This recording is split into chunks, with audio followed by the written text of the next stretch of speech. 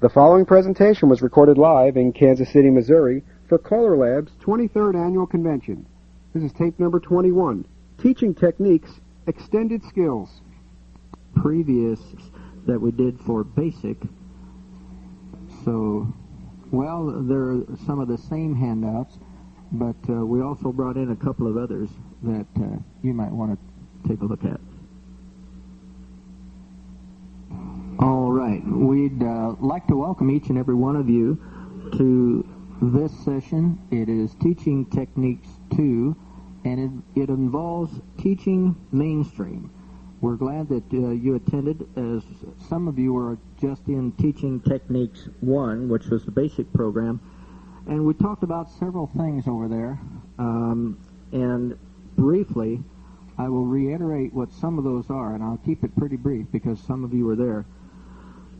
A couple of things that we need to understand about teaching, and I'm not sure everybody does understand teaching. I mentioned in the other session that I think teaching is an art, that it's a field, and I really do believe that. But teaching is totally and separate from learning. To me, a class is an exposure to a call or a series of calls. When you do a class, you teach 3 calls a night or 4 calls a night. You've exposed the dancers to that call, but that does not necessarily mean that they have learned it. Dancers learn calls through repetition. There are 4 different ways of learning, or 5 different ways of learning. Rote learning, learning by repetition. I think that's the most successful.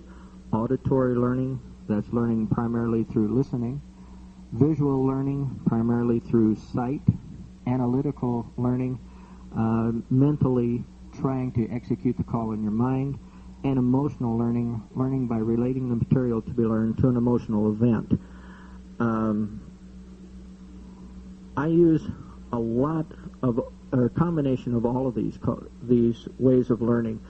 To me, the most successful way is rote learning. That's by repetition. I think dancers need a lot of repetitions. I had a college professor one time told me that people learn through repetition, and that it takes about 100 repetitions to say that someone has actually learned something. I thought that was awfully high, but that was his claim. I'm not so sure that he's wrong after teaching square dancing. It takes a lot of repetition for people to learn. Visual learning, when I teach classes, I do in fact get people out on the floor and demonstrate. I do in fact get down on the floor myself to demonstrate. And at this juncture, I guess I should introduce myself. My name is Jerry Junck. I'm from Carroll, Nebraska in the summertime. I'm from Mesa, Arizona in the wintertime. And, pardon? Oh. And my panelist today is a good friend of mine. He's from Fort Collins, Colorado. His name is John Kwaiser. And if you would, give John a nice hand.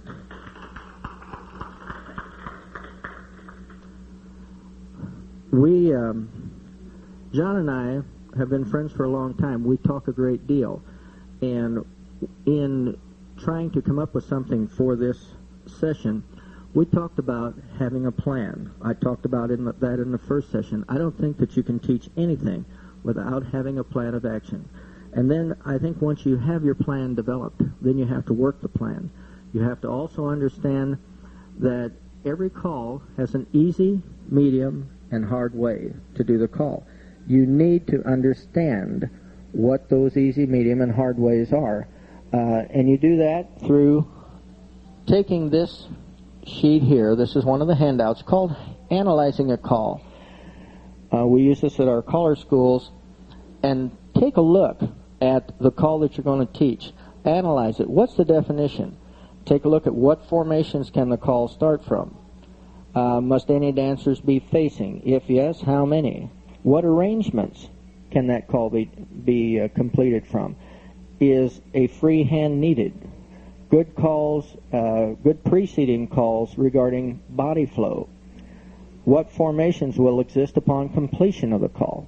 These are all things that you need to consider when you're teaching a call. And it really helps to write them out. You'd be surprised at how few ways we use a call when there are so many more ways available, and not necessarily difficult ways, just ways maybe we haven't thought about. Take a look at this analyzing a call sheet. It's a very, very good way to go when you're teaching a call. Today, in our session here, we're going to take a look at the mainstream program. How do we teach, or how would we teach, a mainstream call? We have selected a few calls to present. We're going to use a square here in a minute. And we want all of you to understand that this is our way to teach a call. There are other methods that probably are equally as successful. These are ways, techniques that we have found to teach these calls and teach them effectively and teach them efficiently. And with the numbers of calls that we have to teach to dancers, I think we have to take a look at how effective and how efficient can we be in our teaching, that we can avoid confusion and avoid causing dancer distress, dancer frustration. We really need to look at how efficient can we be. So that's kind of the gist of what we're going to do. I have a few calls here that I'm going to take a look at, how I would present them, and to show you that we indeed have decided on a plan. My calls will lead up to the calls that John is going to present, so that you can see that with a plan, you can make these calls work for you. And if I could have that square, I'll get you guys up. Let's put you down here, because otherwise I don't think people can see over there behind the pillar.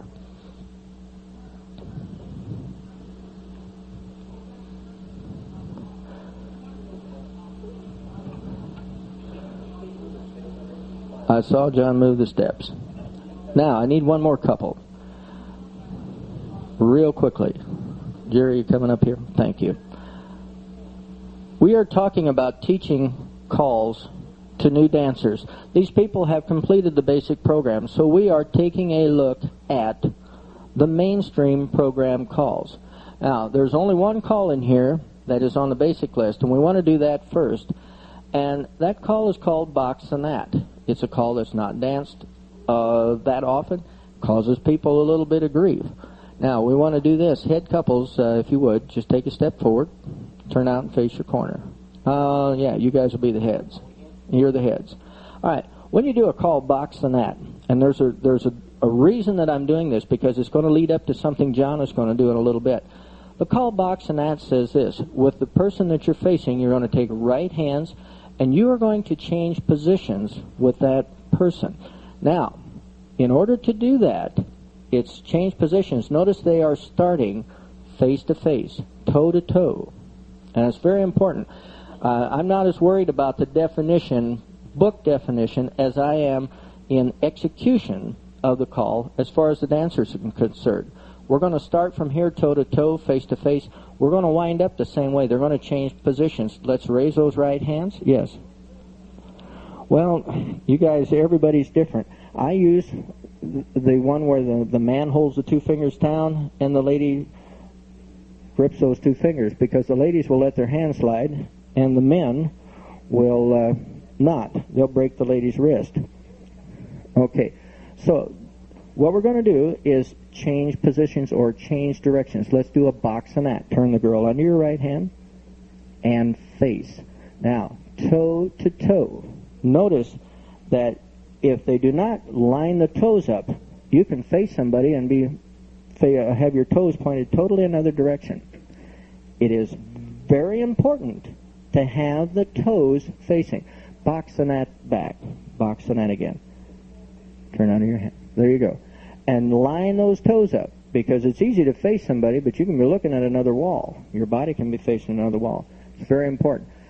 The only reason I bring this call up at all is because John's going to use that in a little bit in his presentation. Now, change hands, Alaman left, and you're right back home. That's all I wanted. Okay. Some of the calls that I'm going to use, I wanted to use tag the lines. I'm going to use a half tag. I'm going to use a recycle. These are the calls that I'm going to present, how I would present them at a dance. I will use tag the line. And I see we have music. Yeah. Guy in the green shirt is causing the problem here. I'm going to use these calls because we use this at a color school. a while back, one of the guys said, I have a real problem with teaching tag the line. And another guy came up with the best solution I've ever seen to teaching tag the line. First of all, I think the easiest way to teach tag the line is from a two-face line. So let's do this. Heads, take a step forward, turn out and face your corner. Right and left through. Veer to the left.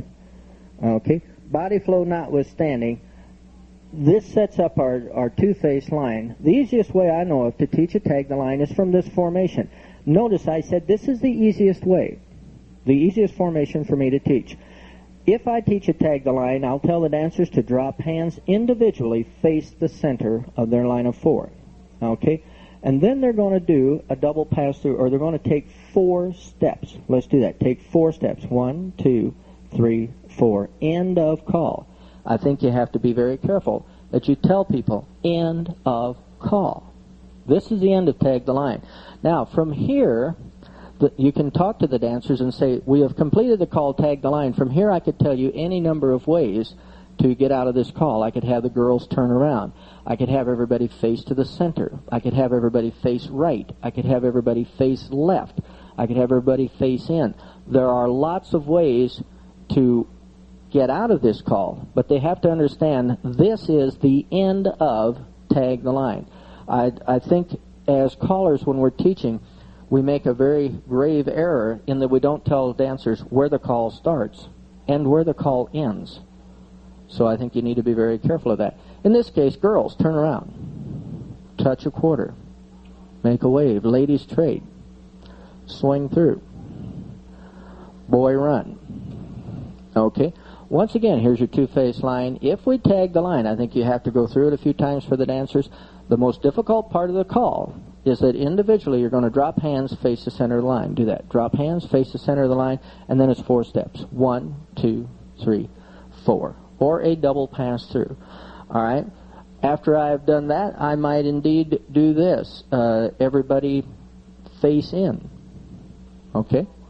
Now we have a different situation, but a call or a situation that we can work out of real easily. But it gives them a different feel for that tag the line, a totally different feel for how it ended. We finished the call, and then by changing what we did after that, the following call, we've totally changed our setup. Now our arrangement here has a girl on the end, 2 boys in the center, girl on the end. And you have to be able to handle that type of thing. So it gives you a different feel for how your tag the line works. All right, let's do this. Let's pass through. Here's a little more difficult way of doing a tag the line. Notice that in this case, we've got the boys in the center. Definition says this: everybody drop hands, face the center of the line, and take 4 steps. 1, 2, 3, 4. Boom. Okay? Face right. Now you're right back to something that you can handle, or that the dancers are more comfortable with. And yet, our tag the line was the same. The definition was exactly the same. Let's do this. Couples circulate. Okay? Here's the easiest way to me to use the call. Tag the line. Face in. Okay? Now, for the newer caller or for somebody that hasn't done his homework, all of a sudden he's in trouble. Tag the line solves lots of problems. Understand, tag the line is a nice call to solve problems for you. Pass through. Tag the line. Face right. Normal. This call is a very nice call to use to normalize your square, to put you back into a position that you want to be in. Couple circulate. Ferris wheel. Center star through. And you back away. Okay, now we used our tag the line. We did a tag the line leaders turn around, the girls. We did a tag the line face in. We did a tag the line face right. And it has given you a lot of variety in the call that you can use all in one tip in your teaching progression. And works very, very nicely. Now, one of the things that we were amazed with this particular presentation this guy did at our color school was this. Heads again, take a step forward, turn out and face your corner, step to a wave, swing through, boy run, couples circulate. Okay. Now he talked about, I had always up to that time kind of fumbled through a half tag the line. He did it as simple as I could say. He said, like any other tag the line, face the center of your line, take 2 steps, 1, 2, touch hands, boom, end of call. 2 steps. And every single dancer in that hall understands that. And I don't know of anything easier than I can show you than to teach a half tag just like that. Face the center of your line, take 2 steps. Yeah. That's fine. You're fine. All right. Scoot back. Boys run. Okay. Pass the ocean. Swing through. Boy run. Couples circulate. Okay. Now again, the call we're teaching is half tag. They've already done tag the line and they understand the 4 steps. Okay. But a half tag is just half that many. Face the center of your line, 2 steps, 1, 2, boom. End of call. And again, what I'm getting at, what I'm trying to teach, is to teach efficiently and with the least amount of confusion that I can give the dancers for their success. My idea of a square dance caller is somebody who can get the dancers through the material successfully. Anybody can break them down. To me, that's not a caller. A caller is a person that allows most of the dancers to succeed most of the time. And that takes skill. It also takes planning. It takes a plan when you're going to present this material to the dancers. Scoot back. Boys run. Pass the ocean. Swing through. Boy run. Now, I'll just go through this briefly to show you how quickly this can be applied to all kinds of tags. For instance, if we wanted to do a quarter tag, face the center, everybody take 1 step. Girls touch, you got to wave. Half tag, take another step. You've got to wave. There's a half tag. Now, take another step. Boys have a wave. There's a 3/4 tag. You want to teach a 3/4 tag at plus? Take 3 steps. You're there. Okay, and take another step. There's your full tag the line. You've taught them all in, 3 minutes? And everybody understands what's happening, what's occurred. I don't know of any way to be more efficient with your teaching and make it easier for people. Girls, turn around. Touch a quarter. Make a wave. Girls trade. All right, swing through. Boys run. Couples circulate.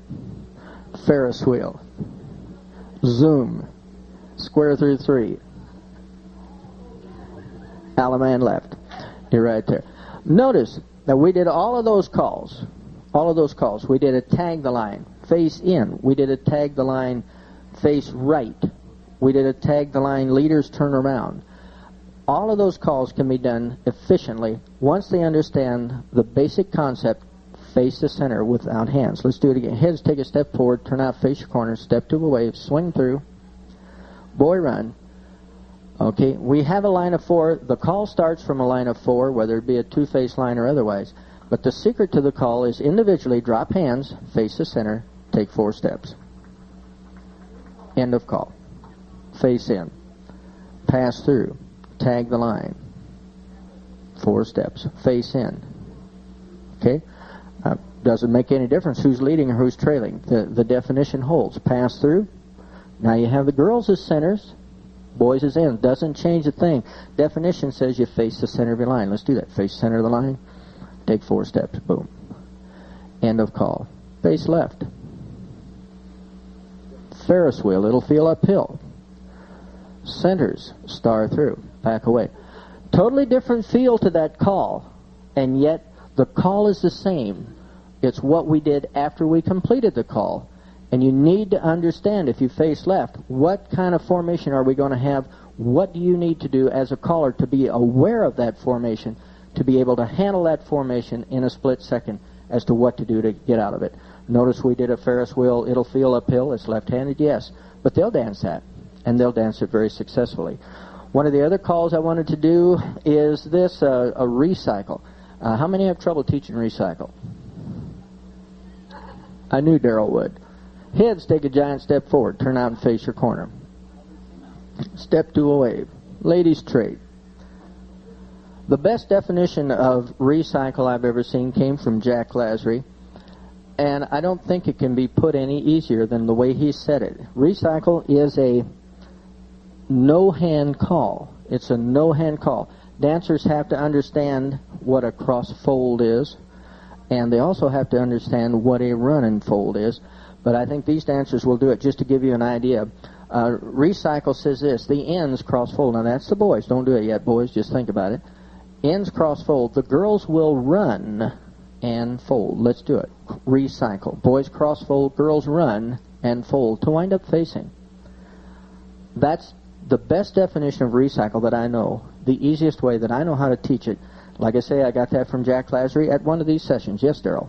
How do you drag her all around? You don't drag her all around, Darrell. The question was, drag her around. How do you drag her all around? For those, this is on a tape. And Darrell Clendenin asked that question, by the way.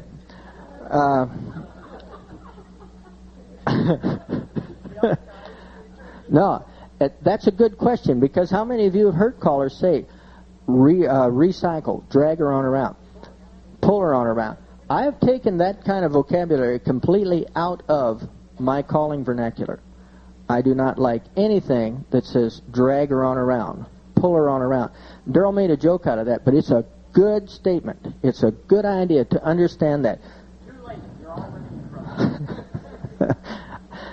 Understand that dancers do what they hear. If we say drag her on around, how many of you have seen them drag her on around? Okay. Now, the reason to do the call correctly is because what happens if we want to do it differently? Let's do this. Let's star through. Go right and left through. Ladies lead Dixie style. Boys trade. All right, now, what happens if we do a recycle here? These girls, they ain't strong enough. Yeah, these girls aren't strong enough to drag him on around. But what does the call say? What does this call say? It says ends cross-fold, and that's the girls. They know which way to go. Boys are going to run and fold, and of course they would go to the left because that's the way they would run. So let's do it. Recycle. Boys run and fold. Notice what happened. We just came out of a left-hand wave. By using our recycle that way, what do you have? You have a normal facing couple.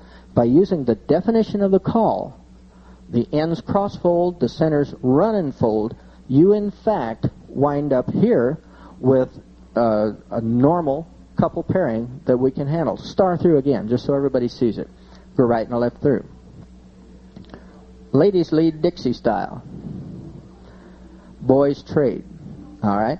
Now here comes this call recycle. Now this is a non-standard setup to do a recycle from, but if they understand that definition, they'll never question it, because the ends cross-fold, centers run and fold. Recycle. You wind up in a normal couples pairing, something everyone can handle. Why did I have the girls on the end? Because that, in fact, puts me in a normal couple pairing. And that's what I'm looking for. I'm looking to normalize quickly. I do not leave people out of a normal position for any length of time, because that's a breakdown. Frank Lane is sitting back here, and he will tell you Marshall Flippo is the best of that anybody I know. Flippo will put you in an unusual situation. He will get you out in 1 or 2 calls every single time. The secret to Flippo's success are just what we did here. Trades, circulates, folds. And drag her on around. That's right. And Flippo will say that. But he's a very special man. But the secret to his success with choreography is circulates, trades, and folds. They create flow. They create a body flow that moves people into something, into a situation that he wants. They just do not have a chance to make a mistake, because he uses circulates, trades, folds to set it up. Again, star through, right and left through. Ladies lead Dixie style. Boys trade. There's a flow that is established there. Recycle. Okay. That's the type of thing that I like to use when I'm teaching. But you have to have a plan. You have to realize or be aware of the fact before you ever start that if you do a recycle that way, if you have the ladies on the end, then you normalize quickly, and it makes that call work for new dancers. Especially with new dancers, you need to be aware of that. Okay, if you would, I'd like to have you give this group a nice hand. And I'm going to turn this over to John, but I want you to remember the calls that I use. Box the net, tag the line, and recycle. And we talked about a plan. Yes, you may sit right in front where you're available. You're going back there. Oh, okay. I want you to understand again that John and I talked about a plan. I talked about a plan in the first session. You have to have a plan when you're going to teach. I look at every tip as a theme. Every tip that I'm going to build my tip as I go along.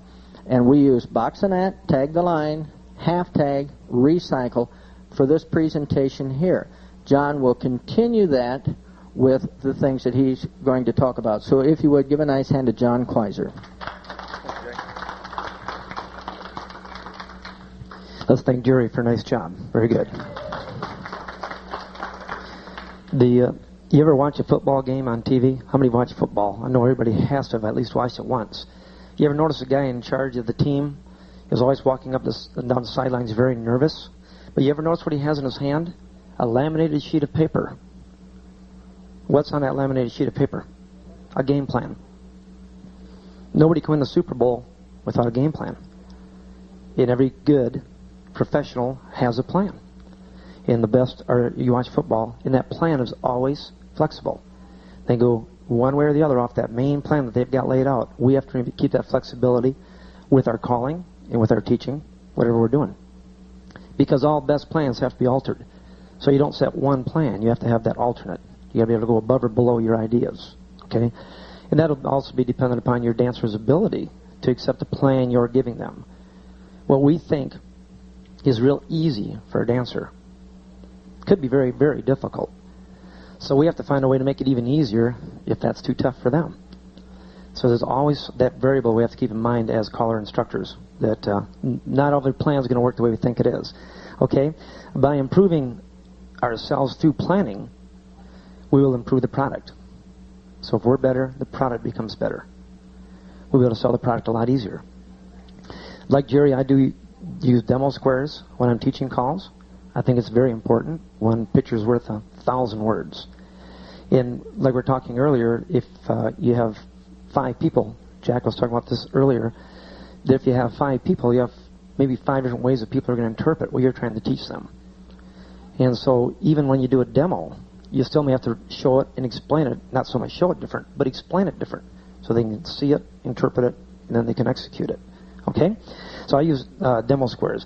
Also, every call, when I'm teaching over the years, I've always made that mental note, the trouble spot of every call. I like to, during my demo, show the dancers what they're going to want to do wrong. Like when you do a Dixie style to a wave, I'll show the guys how badly they want a courtesy turn that girl coming at them. Or how badly they want to do a flutter wheel. Now, you've never seen that, have you? How many have never seen that? Okay? So why not tell them about it? Why not show what they're going to do wrong? And after I show them what you're going to do wrong, I say, now that you know what's wrong, don't do it. You know, we've already got over that hump. We don't have to worry about it any longer. We've already done it. We've done it wrong. Now we'll do it right. So you want to pick out trouble spots. And every call is a trouble spot. We all know that square throughs, you have the courtesy turn problem. We know that the Dixie styles, you have the flutter wheel that they want to do. So think about every call you're going to teach and eliminate that trouble spot. Tell them about it. Okay? And this is one super good tool to use to eliminate that. Take your call, write it down. What formation will the call start from? There's an easy formation to call from, a medium formation you can call from, and a hard formation every call can be taught from. I'm going to show you some of those in just a little bit. The arrangement of the dancers they're in to start the call will have a definite bearing on the acceptance of the dancer. How easy is it for me to grasp this new call depending on the arrangement of the dancers? So the formation arrangements have a total effect on the way the dancer will accept and dance the call. And that success rate will build up their confidence in you as a teacher. If you're knocking them down all the time and they don't understand it because you didn't plan correctly to teach the call from the easiest formation arrangement first, they will lose confidence in you and in themselves, and then you get an uphill battle. Okay? So lay your plan out and be very prepared for that plan to work. How many people in here sight call? Nobody? Oh, everybody. Okay. How many people only sight call? Nothing else. That's it. That's all you do. Sight calling is a great tool for teaching. You can say, well, I can sight call this, so I'll walk into class tonight and I'm going to teach square through, and because I'm a sight caller, I can call square throughs any way I want because I can always resolve this square. The thing that you may not realize is that maybe you're not going to cover all the formations and arrangements that call can be performed from because you're going to go and just sight call it. You still have to make a plan, then sight call it, if that's what you're going to do. Because no way are you going to remember everything. It's just impossible. I can't do it, and I know Jerry can't. We always try to think we can do everything, but we can't do it. We have to write something down. Have a plan, okay? So sight calling doesn't always work that way. What I want to do is get a square up, and I'm going to show you a couple things off of what Jerry worked with, is tag the line, box the net, and recycle. And I'm going to take a couple calls that are the calls that everybody seems to be afraid of. And I think we get afraid of calls because we don't know how to address them. We don't know how to get into the call and get out of the call. We don't know how to make the call work. We don't know how to set it up. The two calls that I'm going to work with, one of them is Dixie style to an ocean wave, and the other one will be fan the top. A couple of real nice mainstream calls that are not a real high in a lot of people's list to use. What I want to do here is I'm going to teach you a Dixie style to an ocean wave first off, and I know the trouble spot. What did we talk about the trouble spot was? On a Dixie style, the gentleman normally wants to do a courtesy turn as the girl's coming at him, or he wants to do a flutter wheel. Do we all have seen that, correct? Now, knowing that that's my trouble spot, I'm going to try to work around it. Let's have the head couple step in and face your corner. Okay? Touch a quarter. We all know circulates at this point because they're in the basic program. Split, circulate. Bowie, fold behind the girls. Now, when I do a Dixie style to an ocean wave, I know, first off, that my dancers know a touch a quarter. We've taught that earlier. And I know that if I'd never even taught them a left touch a quarter, is there such a thing? Is there one on the list? I don't think there is. But they will do a left touch a quarter. So knowing that they can do a left touch a quarter, I'm going to teach them a Dixie style from here with no courtesy turns and no flutter wheels. The way I'll accomplish this is I'll tell the girls to shake right hands, leaders, pull by and left touch a quarter with the one you meet. And you've now done a Dixie style to an ocean wave. Nobody did any courtesy turns. Nobody did any flutter wheels. Nothing. They did a Dixie style to a wave. Boys cross run. Girls slide over and trade. Swing through. Single hinge. Boy fold behind the girl. So it will be, ladies or leaders, give a right hand pull by, left touch a quarter with the one you meet, end of call. We've done a Dixie style to an ocean wave. And I took all the mistakes away. Bowie cross run again, girls slide over and trade. Recycle. No hands, very good. Star through. Okay, if I want to do my Dixie style from a line, I've been working it for a while now from that double track set up with the leaders coming in. Now if I go to the line, I still say, they haven't seen this yet. They may want to do this courtesy turn, or they may want to do this flutter wheel. How can I get around this? And one way I found to do it is I'm going to set it up other than a courtesy turn of any sort. Everybody pass through. Partner trade. Reverse the flutter wheel. And the ladies lead in with the Dixie style to an ocean wave. She goes right pull by, the boy walks over, touch a left, touch a quarter, and you have your Dixie style to a wave. Still pretty much took the mistakes away for the courtesy turn and the flutter wheel. Okay? Boy cross run, girls slide over and trade, do a single hinge. I saw this morning and I like this. We're going to step up the degree of difficulty now to more difficult. We hope that the dancers have learned trades. At this point, they should have learned trades. They should have learned trades other than just boys trade or girls trade from maybe mini waves, or other than partner trades. Right now, the girls are facing out. Watch the girls' body flow. Now, the girls, they know they have to step forward past right shoulders as they trade places with the girl in their own wave. Girls trade into a Dixie style to an ocean wave. They'll give a right pull by and left touch a quarter with the boy. They'll walk right into it. So it still pretty much took away the chance of a courtesy turn or a flutter wheel. Okay? Boy cross run, girls slide over and trade. There are other ways to get out of this, but this is going to work out just fine. I saw this one too, and I'm not really sure how much I liked it. I saw this morning. So you go to these sessions, you get good ideas. Single hinge. This is really a timing pattern. I mean, you got to really be on time here, okay? The boys have to listen real close. Okay? Girls trade. Boys start. Reverse flutter wheel. Send the girl back in. Flutter wheel. Reverse flutter wheel. No. Thank you, Daryl. You did good. Yeah, let's do that again. This is on a degree of difficulty, very difficult. This is not easy, past the ocean. So we're stepping up the degree of difficulty going in, and we still have not done a Dixie style from a right and left through a lady's chain yet. Single hinge. Now, boys, you're listening? You know what a reverse flutter wheel is, don't you, boys? Good. Girls trade, boys start, reverse flutter. Send the girls back in with a Dixie style to an ocean wave. You know, there's always one in the group that has to... Yes, I'm sure you were. I noticed that. Whew. I'm glad Yvonne isn't here. Okay. Girls run around the boys. Girls trade. Bend the line. Okay. Now we're going to finally get to the spot where we like to dance this an awful lot with the right and left through. But by now, hopefully, the dancers understand a Dixie style to an ocean wave is how it's done. And they're going to be able to walk into this without the courtesy turn or the flutter wheel. Because we've pretty much prepped them through different setups. Okay, so what I do, I took my list and said, how can I call Dixie style to an ocean wave? How can I set it up? What formation can I start from? What arrangement must the dancers be in? I'm finally going to get down to what we see the most common Dixie style. Do a right and left through. Ladies lead, Dixie style to an ocean wave. Boy trade. Girls run. Girls trade. Okay? So we set it up with the right and left through. Half tagged line. Scoot back. Boys fold. Two ladies chain. Send her back in with a Dixie style to an ocean wave. So we want to set up flow to make this dance. And the key is we want to take the mistakes away from the dancer. We create the mistakes, so we should be able to take them away. Because we're the ones that open our mouth and said the word into the microphone that cause that chaos. So we want to watch what words we put into the microphone that eliminate that. Okay? Let's see. Let's do the boy cross run, the girl slide over and trade. Okay? We're going to work now with the fan the top. So any other suggestions or any questions from anybody so far on this Dixie style stuff? We'll have an answer questions and answers later. So jot them down if you have any ideas or disagree with this. This is only my opinions. I'm not saying this is set in concrete. It works for me. If it works for me, hopefully it might work for everybody else. Okay?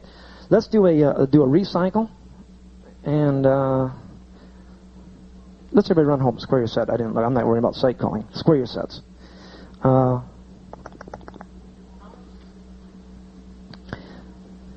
Fan the top. Now, no, Daryl, settle down. Watch your body flow. I'll tell you when you're needed. Okay. Head couple, step in, turn and face your corner. Okay. Step 2, wave. The last thing we really want to do at this point, I think, is call a fan the top from right here. Just having standing there and call fan the top to me is really tough. And I feel that is because the trouble spot here is they've heard spin the top so much. The first thing they're going to want to try to do is do a spin the top. Even if you're even teaching it from here, I still think the minute you say it, just say fan the top, boom, they're going to try to spin the top. I don't care how much you talk about it and show it from here. The minute you call it from just standing like this, they're going to jump on and spin the top so fast, make your head spin. Now, nobody in this room has ever seen that happen, have they? No, I didn't think so. Good. I will show you a couple things I think that are a pretty nice way to start a fan the top action, to where the dancers are going to walk into it and not miss. Okay? Swing through. And the boy running around the girl. Jerry was working tag the lines earlier. Okay? Nice way to set up fan the tops. Everybody tag the line. Face right. You belong to him? It's okay, Jerry. Oh. I know. You influenced them. Okay. We know we've been talking about runs. We've been talking about trades. This Jerry mentioned that earlier. Runs, trades, circulates, folds. This is all good stuff. This is the basis of our square dance program. Right now, in my class, I'm tagging the line. Okay? Now, girls run around the boys. Girls touch hands and the girls trade. Okay? Just kind of got them dancing a little bit. They're feeling this run to a trade. Swing through. In the boy run. Tag the line all the way through and face right. Now, I'm not going to circulate them all that stuff. I just want you to see what I'm doing here. What I'm doing is I'm prepping these people for a fan the top. Now, I've taught it to them earlier. I gave them the definition. I explained how a fan the top works. Now, what I'm doing is I'm kind of prepping them. We want to make sure they're listening. Girls run. girls trade. Okay? They're kind of you see the body flow. They're running into trading. Their left hand's touching. They walk right to it. They can't miss. Boy, do a swing through. And the boy run around the girl and tag your line all the way through and face right. Now we drop the bomb on them, and they're going to dance it. Girls run around the boys and fan the top. The girl fan left. The boy walk up. Sorry about that. Get up. You okay? Good. Recycle. Okay, so there's one way using a tag the line to set up a fan the top. If you tag it to the right, have the ends run to a fan the top. Pass the ocean. Girls run around the boys. Couples circulate. Tag the line. Right. Now, we always say, well, the boys can't do the girls part of a fan the top. Absolutely they can, if you set them up to make sure they can do it. Your job is to call successfully. Boys run, and the boys trade. Okay? Same thing. I want the boys to realize once they get in there, they've got a left hand that they can use. Okay? Boy run around the girl, tag the line, and face right. Couples circulate. Tag the line. Face right. Okay. We got the boy in the end, the girl's in the middle. Boy run, fan the top. Boy fan left, the girl walk up to the boy. Success rates can be very high because we've prepped them for it. We've got them thinking. The guys have seen the girls run to a fan the top. The boys have run to a trade. Now they're going to run into a fan the top. Okay? Boy run around the girl. Do a wheel and deal. We also used tag the line earlier. Jerry did in box the net. Everybody pass through. Tag the line all the way through. Face in. Now we know that when we box the net, we're going to be using a right hand. So when we fan the top, we're going to be using a left hand to start the action, are we not? This is where you all say yes. Good. Box the net, toe-to-toe, fan the top. Girls cast left, the boy walk up. So we can set it up by using the box the net feature. That's why Jerry said you're toe-to-toe. How many times you call box the net, and here's a guy here, and he's got the girl over here. Now how can he fan the top? And you say, well, guys, you're going to be looking at her in the eye, and he just turns his head and looks at her. It's done no good. You got to get the people toe-to-toe. That's why we stress toe-to-toe so much on the box and net. Also, if you want to call a square through behind her or something like that, the dancers are in a proper position. Let's do a... Jerry is doing recycles. Okay? So I'm going to show you a recycle in just a second how to go into a fan the top also. Right now, let's do a single hinge. Split circulate. Cast off 3/4. The boys catch a left hand. Fan the top. The girls move up. We want to set it up with body flow. They can't miss. They're walking into it. They're walking right. You got to walk them into it. Dance them, or not walk them. Dance them to the call. Okay. From here we could also, and I don't want to over body flow you guys, but from here, and I know it's a little congested. From the tidal wave, we could get our fan the tops out of here a little bit too. Everybody do. No, I don't want to do that. Everybody single hinge. That's it. Good. Single file circulate. From here we can set up a nice fan the top to get us to parallel ways. Now, it's a little tight here, so depending on the hall you're in that night, the size of your floor, use a little bit of judgment as to whether these people have the room to do this call. It's going to be tight here, but I want you to see it anyway. Cast off 3/4 and fan the top. The girl fan, the boy walk up. How do I keep them from doing it? They won't. Did they do it? Well, I don't know. Then again, that's a good question. I don't have the problem. I can't say that I've honestly seen it. Maybe other people have. If it doesn't work for you, don't use it. I'm sorry. The question was, how do I keep the people from the middle from fanning the top? When I was in that column and I'm cast 3/4, when did those two boys catch hands and start to fan the top? First off, the boys are normally used to the girls starting all the actions anyway, so you're kind of taking that away from a little bit, and that's true because that's where we're calling it. I mean, we may not want to admit that, but most of the time we have the girls casting and the fan the top, if we even call the darn thing. So I just roll the dice. I have not encountered a problem. When I do, I'll quit calling it from there, if that's the case that night. Okay? Now, I like to call it from there, and here's the reason. Jerry's using recycle. And I want to do a recycle to set up a fan the top. And here's how I'm going to do it. Everybody recycle. The boy walk, the girl dodge. Gives you a column. Girl.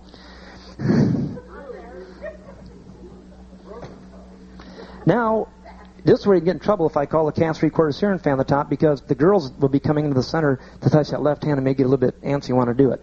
So to eliminate that, single file circulate, Cast all 3/4. Girls catch a left hand and start the fan the top. By also saying girls catch a left hand, start the fan the top, I've told the boys, hey guys, don't cast 3/4. So I took that, eliminated that by saying girls catch a left hand and start a fan the top. The boys are now saying, hey, I don't do it. He just told the girls to cast. So maybe I'll do that automatically, not even aware of it. I don't know. So to show you the setup again, recycle, everybody. Boy walk, the girl dodge. Gives you a column. Degree of difficulty is escalated up on the recycle and the walk to the walk and dodge. But you're building your program through easy, medium, and hard. Single file circulate. Cast off 3/4. Girls catch a left hand and start. Fan the top. That will, I'm almost sure, eliminate the problem you just brought up about the boys wanting to start the action.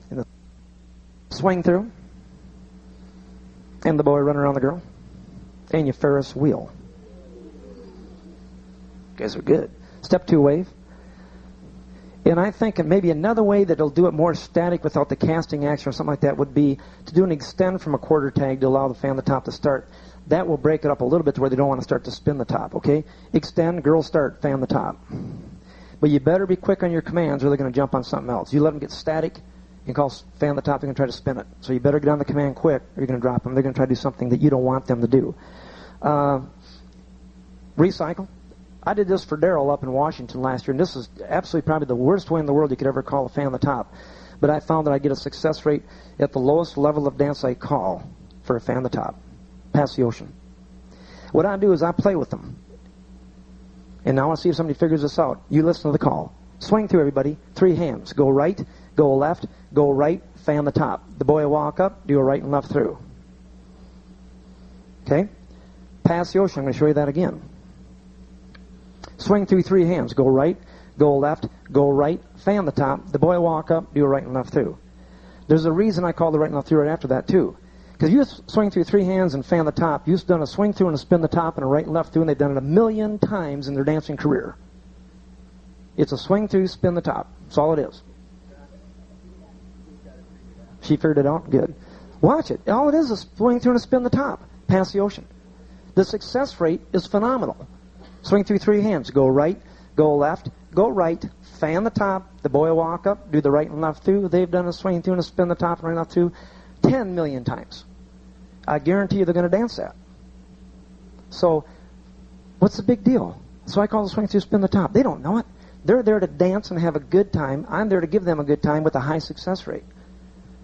I'm not going to go by the book and make everything right by the, dot every I. I want the dancers to win. Okay, if the dancers win, I win. I'm going to show you probably one of the hardest Dixie styles that you can probably call, and then I'll give the mic back to Jerry. Pass the ocean. Swing through. And the boy run. Tag the line all the way through, and clover leaf. Girls come down the middle, do a Dixie style 2-wave. Make sure the boys are involved in this, please. And that's tough. That's not easy. Dance is nice, but it's tough. If you want to see how to make it successful rate a little bit higher, I'll show you real quick. Boy cross run, girls fight over and trade. Let's do a swing through, and the boy run. Tag the line all the way through. Now, when I do my cloverleaf, maybe prior to calling the Dixie style, what I'll do is I'll have the ladies chain as they come in the middle. Or do a square through, or something like that, to get them realizing they're doing something in the middle. Prefer not the square through because I want the work with the boy behind them. So square through might think they're working all together, so maybe that's not that good of an idea. But cloverleaf in a ladies chain. Give a right pull by, boy courtesy turn to girl, send her back in for a Dixie style to an ocean wave. Then later on, drop the chain, just go right to the Dixie style, and I think your success rate will be a little bit higher. Make sure that's all I've got to talk about here.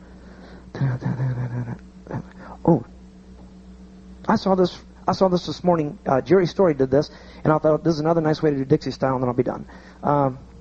Boy cross run, girls fight over and trade. I love that. That works so nice. How do I set this up? Okay, recycle. Veer left, Ferris wheel, centers slide apart outside, step in between them, pass through with the wheel and deal. This, I think, now I've not tried this yet, so this could blow up my face. Let's do it this way, zoom. I think it'll work better this way. Boys, left square through 3 hands. When you meet the girls, touch a quarter, and everybody fan the top, and a right and left through. The left square through gave me the right hand availability to do the touch a quarter. I put the boys on the outside, Or had the boys do the left square through so that when they did the touch a quarter, the girls would connect with the left hand for the more generic type fan the top. You could do it the other way around too. You have the girls do the left square through 3, touch a quarter with the boys will start the fan the top action. Okay? So there's just a few ways for fan the top, some difficulty, different degrees of difficulty in the little teach on the double track, and hopefully some setups to help you see that fan the top can be called successfully and taught without a lot of great pain. Okay? Thank you, dancers. Let's thank these people.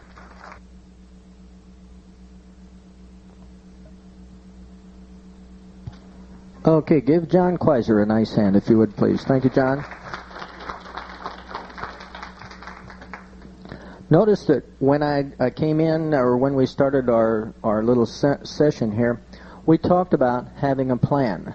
And as you can see, John and I did indeed sit down and talk about what we were going to teach, how we would teach a call, how we would present a call, easy, medium, and hard, keeping those things in mind and keeping dancer success foremost, because that's what you want. You want happy dancers. They will dance anything you call, provided you preface your calls, you set them up, you understand what you're going to do with them, how to get into them, how to get out of them, setups and get-outs. Understand what these calls do. You can do anything with them. And none of this was set up where we've got boys together, girls together. It was set up normal couples, the girls leading on the Dixie style. But understanding the definitions, being able to explain that to dancers, is very important. We didn't have any other calls. I have another call I can work if you would like to see one. But are there questions? We've got about 25 minutes. Are there some questions? Right down here. 1, 2. You're in charge. Do a job right, you get stuck with it. This is Dan Koft from New Jersey. Something that wasn't touched here that I work with, and I try to, as much as I can with my classes, is I teach error correction. Things that'll help people correct their own dancing. For instance, on a tag the line, I let the ends know you know you're an end, you've got a hand free. You face the center. If the person faces you, tell them to turn around. Because ends turn to face in, they have an easier job. The center, so which way is the center? They turn to face the outside person. That person sees them and says, the other way. Because they know they're an end and they should see a back. That's a way of having the dancers help each other correct possible problems. And to add onto the box the gnat, I use a phrase, nose to nose, toes to toes, so it all rhymes together and they can alliterate and it connects better for my dancers at least. Okay. Any other questions? Okay, right over here on this side, or way in the back. Dave? Yes, my name is Dave Sutter from Dubuque, Iowa. I actually have 2 questions. Number 1, on the recycle, I want to ask you, Jerry, do you, when you are teaching recycle, do you always teach the position that you demonstrated here today with people in the left-handed wave with the boys in the center? Do you teach that when you teach recycle for the first time? And my second question is, the problem I've always come across on Dixie style to an ocean wave is the boy always wants to go in with the right hand. I always have the boys sliding over to the right when they start from facing couples, so that his left hand is available to the girl. I just wondered if you have anything to say about that. Okay. First question regarding the recycle. When I teach it initially at a class, no, I would not do the Dixie style recycle. I would wait till they're comfortable with recycle first, present it later on in the lessons so that they get a chance to see it.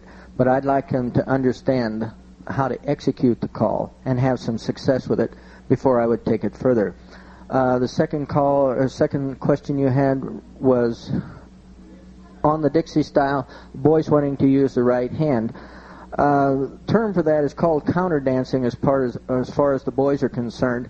And yes, when I start that right and left through, ladies lead Dixie style, I will indeed talk to the boys that, boys, you're going to have to slide behind the girls to adjust.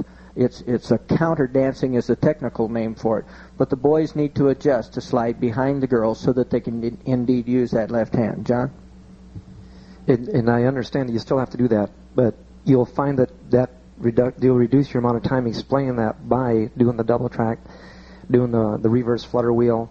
That type of stuff will reduce the amount of emphasis you have to put on that. You'll find that you'll still have to probably tell them. Now, you'll say, we're going to do a little different here. We're going to start in lines facing. And as the girl leads in, fellas, you have to slide over to the right to take her spot, to have that left hand ready for a touch a quarter, left touch a quarter. And you'll find that they'll know what you're talking about. You just try to tell them that right up front, and the confusion factor will set in. But by doing it the other way, they're familiar with that left touch a quarter business, using left hands. Then it's much easier for them to accept what you're telling them. Slide over to the right a little bit, get the left hand ready, and you'll find that you'll cut that time down. All right, any other questions? Yeah, question. Cecil Burton, Okmulgee, Oklahoma. 2 parts. First off, on the fan the top, do you find with the men in the center, it's always a spin the top when you say fan the top? 9 times out of 10. Here again, I think it depends on your setup. If you run the boys to the center, to where that left hand connects, if you're setting a left hand for the left hand cast, I think by running them in there and training them earlier in the evening or during your prior to your teach, you'll find that the spin the top won't even enter into the picture, because you've ran them into such a formation they can't do it. If you are naturally overflowing your dancers, like boys run around the girls and swing through, see, that with that overflow, they're used to you calling overflow. They may try to do that to you. If you're not going to overflow your dancers with your calls, they'll know the run is going to get them in a direction of moving the other direction, that you're not going to overflow them. So if you be cautious on overflow, I think you can cut that down. And the boys will run and accept that left hand to start the cast. Second part. I noticed earlier we commented that in the first lessons you had earlier today, the session, you were using like all basics, then you're moving into mainstream. Have we gotten away from the CALLERLAB list that came out a couple of years ago as a trial to put a combination of basics and mainstreams together as you work through them, so that you could take the basics and work some of the harder mainstreams and then back into basics back and forth, which I found that list to be very useful. The dancers were dancing quicker. Oh, you talked to the right guy, because here he sits. Well, he loved it. I do too. Anytime that you have a suggested teaching order or you have a suggested list to teach from, that's what it is, a suggested list.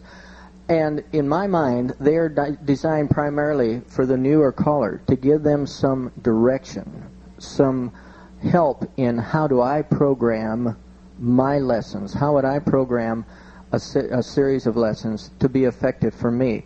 The more you call, you know yourself that you adjust your lesson plan and you create a different teaching order. John tried the suggested teaching order that they came out with last year. He absolutely loved it. It's part of the reason that Daryl and I started taking a look at something like that teaching in Mesa, Arizona, because he had a real good success rate with putting veer to the left up front with the two-face lines and things like that. I'll let John address it because he did use it. He tried it for a year. And I think it boiled down to, and Jerry and I talked about this too, that it is a suggested teaching order, the list we have today. The experimental list was kind of, I think what most of us were doing, a lot of people that had called for a while, we found that just talking on the phone one day that we were doing that anyway before that little experimental list came out. And because I found that was the easier way to tie the calls together.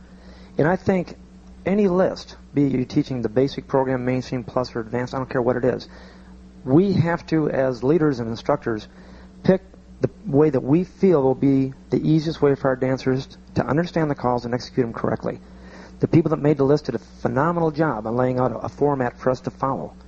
But it is a suggested only. And I think use it for that as a suggested method. I liked that experimental program. It worked well for me. But it was something I had been doing anyway, to a certain degree. It gave me a few other ideas that I really liked. So, if it works for you, use it. One guy's program is always going to work for everybody. Okay, another question? John? On fan and top, what's wrong with the saying... John Metcalf, Missouri. Okay. What's wrong with saying centers or girls or boys turning fan the top? What's wrong with that? Not a thing. I'm a firm believer. In fact, I probably could be accused of over-helping dancers in some respects. I think any helper words you use that cause dancers to succeed are good helper words. I really do.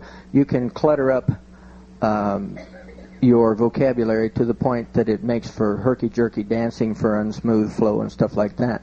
But I think any time that you can use a helper word that will allow dancers to succeed, that's a good word. Notice John said catch by the left, girls catch by the left, anything like that. John, the reason I would not use the word turning is because I want the dancers to understand casting. I like cast 3/4 like motion waves. I like to set up my fan on the top with the cast 3/4 like I did from the column, and that gets them used to the terminology, because cast 3/4 comes before spin and fan the top.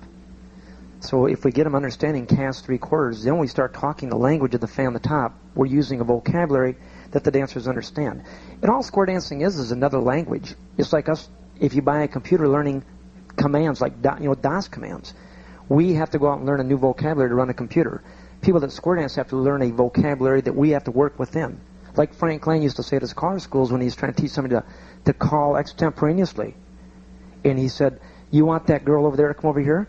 Tell them how to get that girl over here using a vocabulary that they have. Two ladies chain. Or if you want to bring the boy over here? You want the girl? You want the boy over there? Tell them the flutter wheel. Use the vocabulary that the dancers have learned through us. So I like to try to stick to the cast 3/4 rather than a turn. And if a turn works for you, that's great. If it works for anybody, use it. I like to stick to the call cast so I can keep that vocabulary in front of the dancers.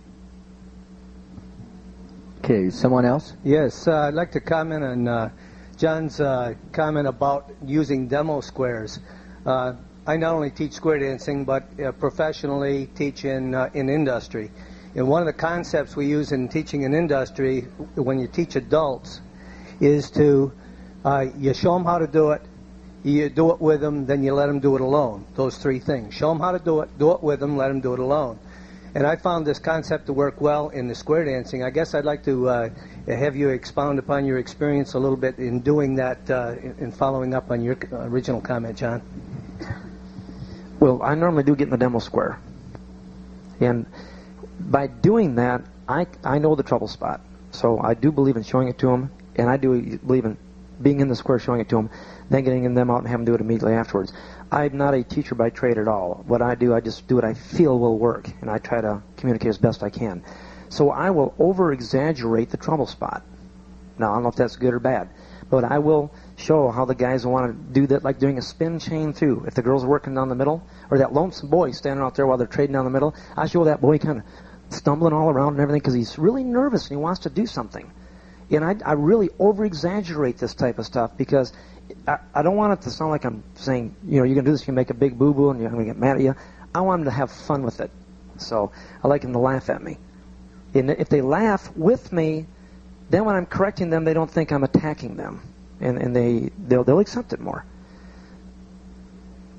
Do what? Oh, okay.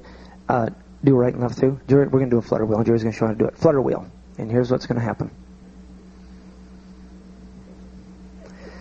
If you show the dance, now what Jerry did, he stopped. His feet were nailed to the ground. The girl came to get him. We have to demo this, saying, this is what you're going to do, guys. You're going to stand there and say, go, the girls look pretty, But you also, by showing them that, they'll realize that now show them the right way, which will show Jerry leading into that flutter wheel as the girls are coming across. He's starting to move in to be picked up. Then they'll see what you want. So now we'll do it right. Jerry will work his way into it, do right and left through, and flutter wheel. Now Jerry will show him how to do it correctly. He's going to start leading over there and let her pick him up nice and smooth. And then he'll say, don't do this. Do not do this. Is what you're going to want to do, fellas, but you got to be awake. Do it right and left through, flutter wheel. Now the way he's just going to stand her. See? That's what you don't want to do, fellas. Show them the right way again, and then they'll realize it. Jerry, do a courtesy turn on Dixie style, too. Just to show you. You've seen this. Do a right and left through. Dixie style to an ocean wave. Do not do this, fellas. Dixie style to wave. Don't do this, fellas. Please. You're going to want to do this real bad. And I'm out there showing them this. I'm saying, look, girl, here she comes. I know her. I'm going to courtesy turn her. So if you expound upon it and really make a game out of it, over-exaggerate it, then show them the correct way. The back of the mind is, well, I'm not going to do that courtesy turn. I don't look like a fool like he did. So I just try to do that. Now, Clyde, I don't know if that's the way it works or not. But I'm a very firm believer in the calling, getting on the floor, and being a part of a demonstration square or a part of a demonstration twosome. I think you need to do that. I think also, as I spoke in the first session, that it allows the dancers to realize that you're on their team, that you're not standing up here looking down at them, that you're part of the team, that you want them to succeed. I think they need to see that in you, that you want them to succeed, that you are there for them, not for yourself, not to be held up as some god or something like that, that you indeed want them to succeed. and your efforts are geared toward them. Lowell? Lowell Schaff, Southwest Iowa. I want to direct my comment to you, Jerry, on I'm kind of like Darrell with the recycle. I can get the ends across fold, but to get the others to run and fold, I have trouble getting people to run if they haven't got anybody to run around. Could you expound on that a little?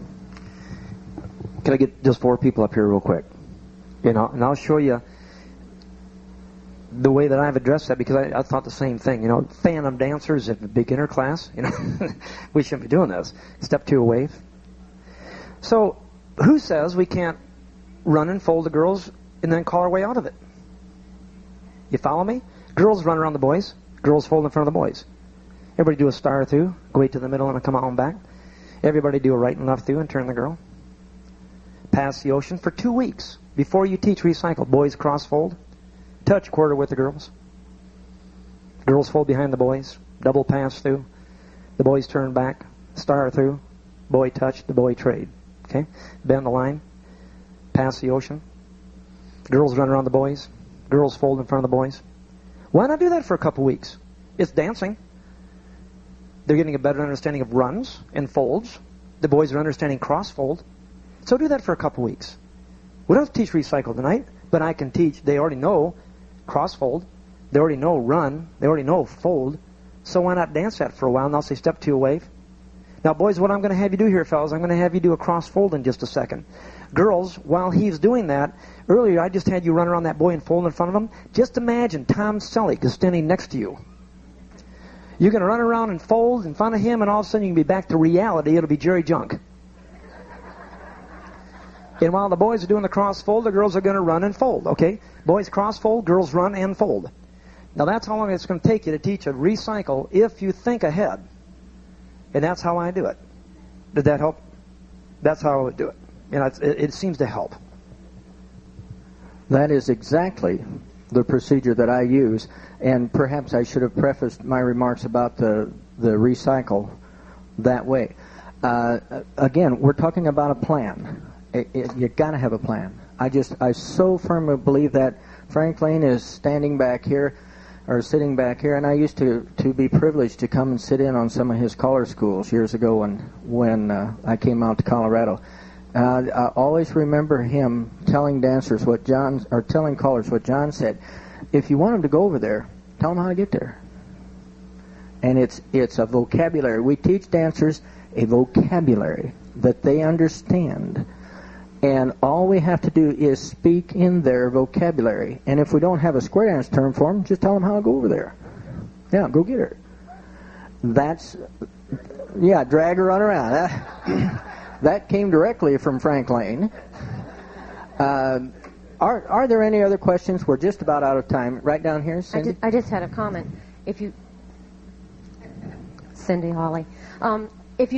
In your teaching process, you said you begin by teaching them what formation they're in, and you also teach them the ending position, which would help out in the recycle, knowing that the person you have is going to end up being your partner, and you're facing another couple. So those key positions before and after will also help out with the end result. Absolutely. In the caller schools that we have run, we devote a full day to teaching. Some guys really aren't real happy with that. But the most important thing that we do in square dancing is teaching. It is probably the least practiced, least studied part of our activity, and maybe the least understood. If you learn to teach well, you will love to teach. I didn't know when I went to Mesa, Arizona, that I loved to teach. I knew I liked to teach. The longer I've been there, I discovered I love to teach. I absolutely love those people. And the things that you can do, that you can show them, is just wonderful. It's really exciting. Learn to teach. Learn to teach well. It is something you do have to learn. Question back there. Jerry, Frank Lane, Colorado. When you go into a class to teach, be sure you are prepared, as you have been talking. If it's nothing more than circle to the left. Know your definitions forward, backward, sideways. You don't have to teach the people this, but you've got to know, as John put, where the I's are dotted and where the commas and semicolons appeared. I would be a little curious in this particular crowd, now just watch and sit here. definitions, for instance, about a swing through or a spin the top, I think everyone would agree. It says it can be started from facing pairs, and if it is called from facing pairs, the first move is step to a wave. Does anybody really know the definition of Dixie style? Where does it start from? Next time you're looking through your definitions, look at it. It also has a preface just like that. It says if it is called from facing couples, the first move is into a tandem. It takes care of all these things that you're talking about. But like I say, you don't have to clutter up the dancer's mind with that. Yeah. But you have to know that as the teacher. That is a very good comment. And again, what Frank just talked about, know your definitions, know them inside out. But you may want to read that definition to the dancer. They don't really need to know that. They need to know how to execute that call correctly for success. And you may have to talk to them in ordinary terms to get them to understand that, because they don't sit down and read directions, read definitions such as we do. They don't work dowels continuously as we do to try and learn how to do this call. Understand that we're speaking to people who may not be like us. All of us I would call as professional callers, hobby callers. We call because we love to call. You wouldn't be here if you didn't love to call, because that's just one of the things I've learned about the people that come to CALLERLAB. They love to call. Every one of you is the same. And as such, you're professional in your approach to it. And you come to these seminars to learn how to be better. Hopefully, we've given you some points to be better. But learn those calls. Also learn, how do I present that call to be efficient and effective for dancer success? Because when they succeed, they come back in that door week after week after week. And don't confuse complexity for variety. There's a big difference. John? One question. One thing I just want to read to you. I wrote this down. This is in our syllabus we give at our caller school, and I put it in there for a reason.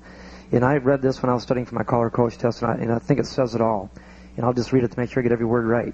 It's only 2 lines. A showman makes the easy look difficult. An artist makes it difficult look easy. When we're teaching people to square dance, we don't have to be a showman. We have to be an artist. We have to make the difficult look easy. And if you study the rules, analyze the definitions, read the starting formations, everything will be much easier for the dancers and for you. You'll become a true artist. What question? I work with I'm Kenton Sullivan from Golden City. I work with another caller with a club. She does the teaching. I get out on the floor and dance with the people. Invariably, if they have a question, they'll come to me instead of going to her, because they see me do it. So get involved with your dancers. All right. One more question? Well, we've got a minute yet.